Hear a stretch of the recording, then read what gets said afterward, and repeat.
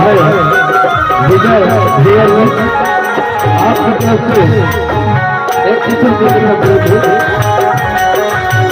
जलसा छत्तीसगढ़ में छत्तीसगढ़ के बिहार की तरफ से बहुत बहुत धन्यवाद। नमस्कार नमस्कार नमस्कार।